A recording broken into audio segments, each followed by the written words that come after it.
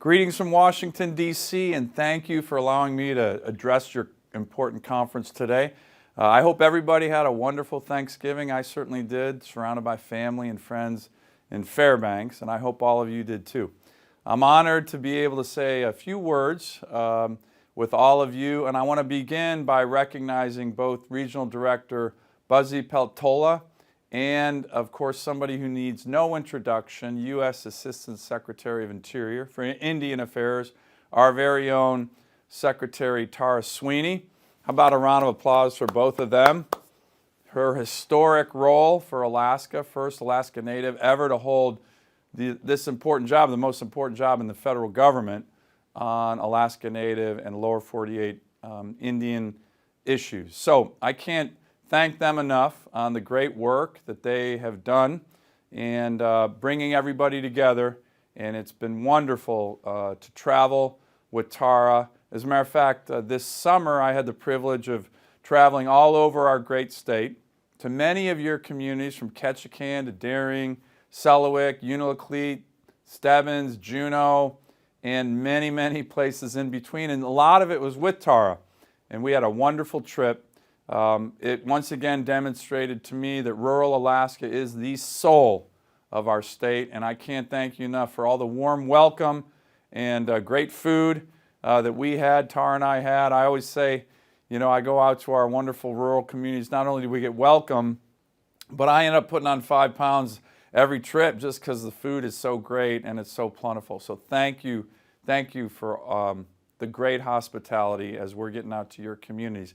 I want you to know the Alaska delegation, Senator Murkowski, Congressman Young, and I are working hard on a number of issues that are important to all of you, to all of us, like codifying advanced appropriations for the Indian Health Service, fighting to uphold the Indian Child Welfare Act that has been challenged by, in the Fifth Circuit Court of Appeals. We all filed briefs to uphold the constitutionality of that important law, and fighting for those who have fought for us.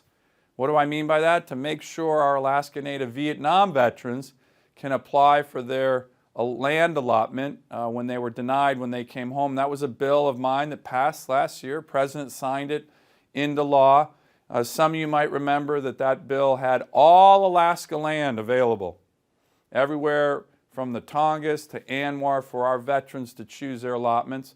Unfortunately, as we moved the bill through the Senate and the House, it got whittled down. So veterans in Southeast and on the North Slope, we lost the ability to get lands right in those regions, but we did get a provision that was going to relook at this. So we are not done fighting for you, but I want to ask for a round of applause for all our incredible Alaska Native veterans who serve at higher rates in the military than any other ethnic group in the country. That is special patriotism.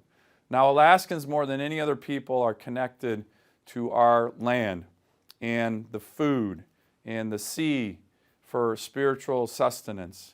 And I've been working closely with my colleagues in the Senate to ensure, for example, that our oceans get cleaned up. Really important issue for us, for Alaska, for our Native communities, for America. So we can have healthy homes for the animals that give themselves to sustain our people, our cultures, arts. This week in D.C., the Indians Arts and Crafts Board is hosting St. Lawrence Island carver Ben Pangawi to lecture at the Department of Interior. Ben and so many others of you in the delegation are working to educate people throughout the country on the importance of ivory and other marine mammal products for the sustainability of our communities, to make beautiful artwork out of that. It's so important.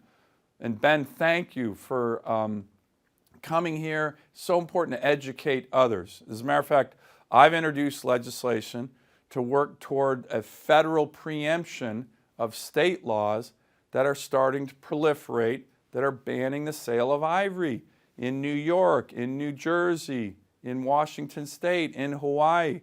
I think it's unconstitutional for them to do that, to ban the sale of ivory artisan crafts that are allowed under federal law. But we're going to work with everybody, Ben and others, to make sure that we're able to do this, to sell these incredible products anywhere in America. So that's what we're working on, and Ben, you sharing your story and the importance of the art is so important. You know, I see the Census Bureau is on the agenda, and I want to thank the Census for being there. As you know, Alaska is difficult, a difficult place for counting our citizens. We're often undercounted. This is not good because we won't get our fair share of federal programs if our citizens are undercounted. We've made sure in the Congress to fully fund the census. I've talked to all the leaders of the census that's happening in 2020, but we need to make sure we are counted, every single Alaskan. As a matter of fact, the decennial census for 2020 starts in our state on January 21st on Nelson Island in Tooksuk Bay. That's where it begins for America.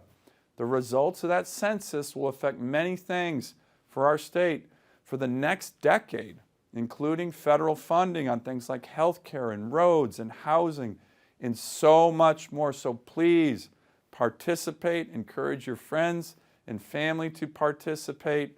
This is really important for us, and it's in the Constitution. It's actually a constitutional duty for all Americans, so let's make sure we get out there and we are counted. Here are some of my closing thoughts on your theme, moving together towards tomorrow. Over the last few years, we've had a lot of legislative wins, all of us working together.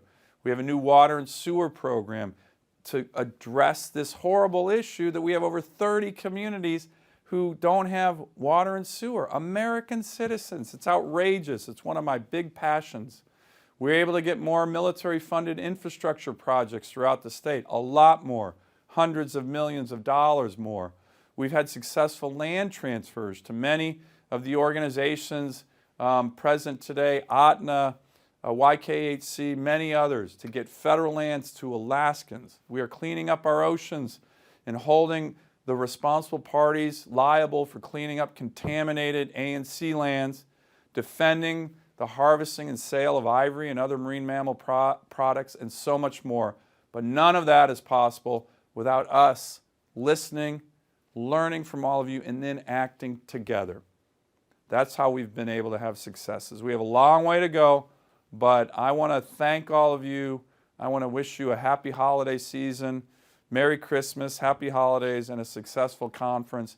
It's a privilege to serve and work with all of you.